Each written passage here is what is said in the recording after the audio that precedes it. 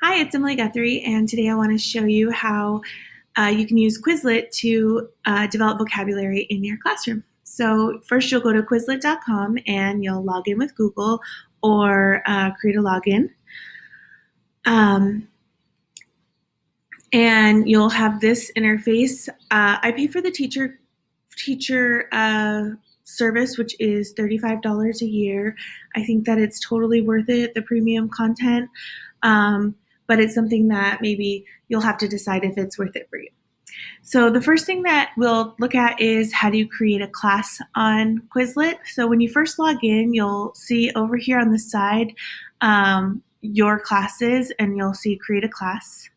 So then you'll call it whatever you want. We can call it here test class. You can add a description if you want.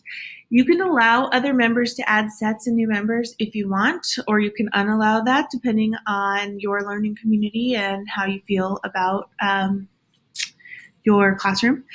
And you can pick your school. You can add another school. So you're going to create the class.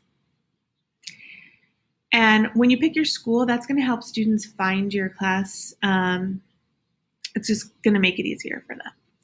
So then we're going to add some members. So we have a couple options. We could either share this link with them or share this code with them, or we can click on this add members here and link directly to Google Classroom.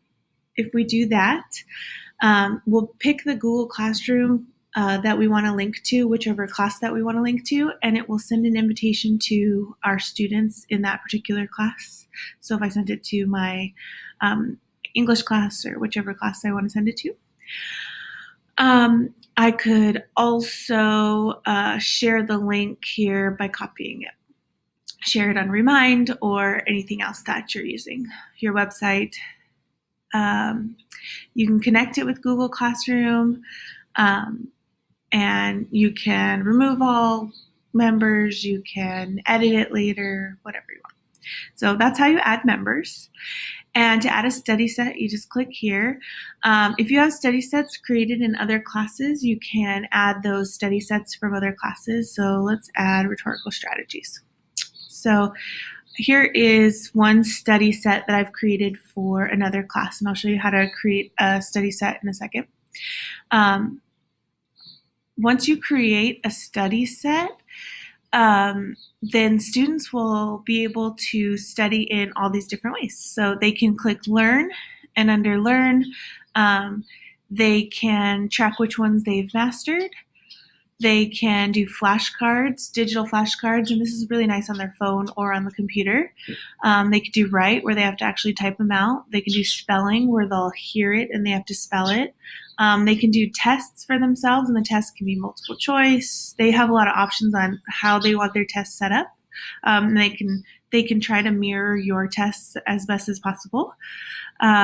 They can play a matching game, which is the favorite of my students.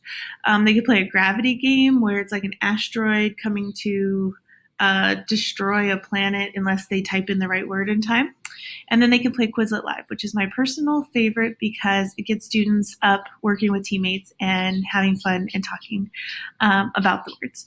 So this is what it looks like for students. Also, make sure you check out the other video in this series on my website to see a little bit more in detail how each of these work.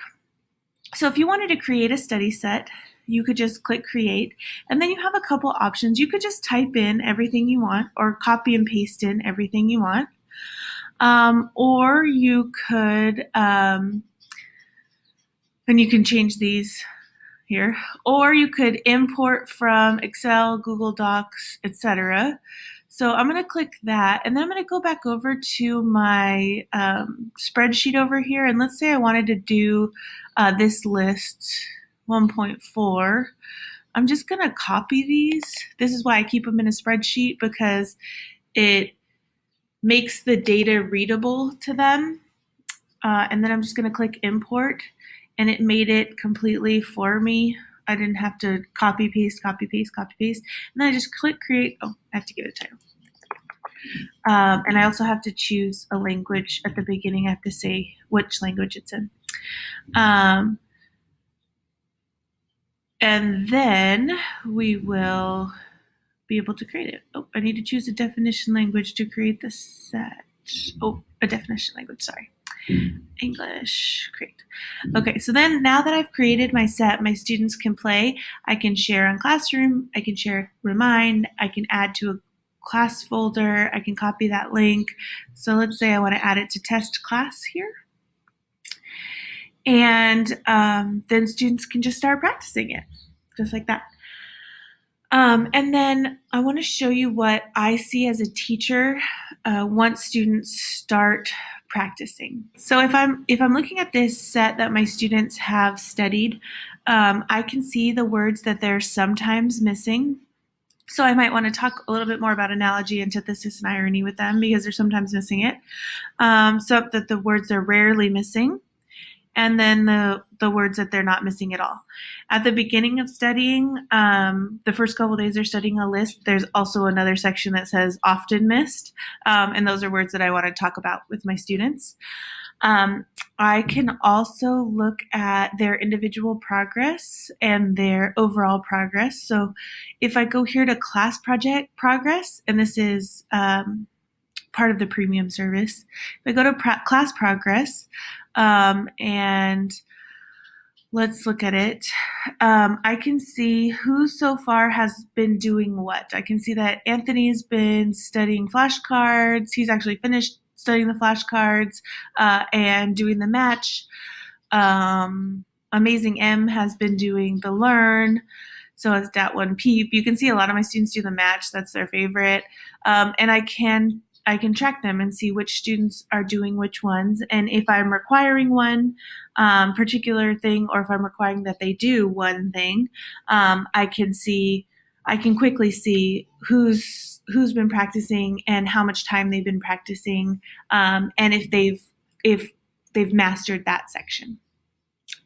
Another thing, if I go back to the set here, another thing I can see is scores. If you want to incentivize or like gamify your classroom, you can see for the match game who are the current champions. So Fernanda's winning. She matched all the words, the rhetorical devices, in 6.1 seconds. Lindy's number 2 and Sean's third. For gravity, Tanya's my champion and Draven's in second. For learn, here are the people who completed for write, and for spelling, here are the people who completed it.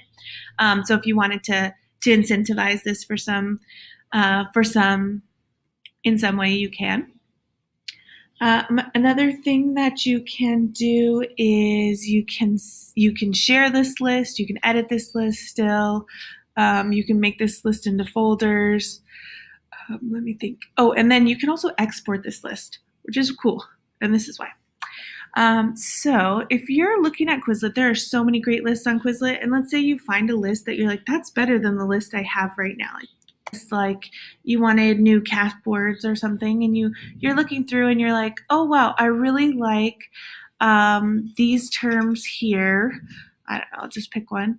I really like these terms here. So you click on the list and you're looking through it and you love them. And so you're going to click these 3 dots here, and then you're going to click export, and you're going to make sure that it's a tab and a new line so that it plays nicely with your spreadsheet, because now you're going to be a spreadsheet expert. And you're going to copy text. You're going to go over to the spreadsheet, and you are going to paste here the values only. And now you've got that list. And now you can manipulate it for your quizzes or for any other thing that you use.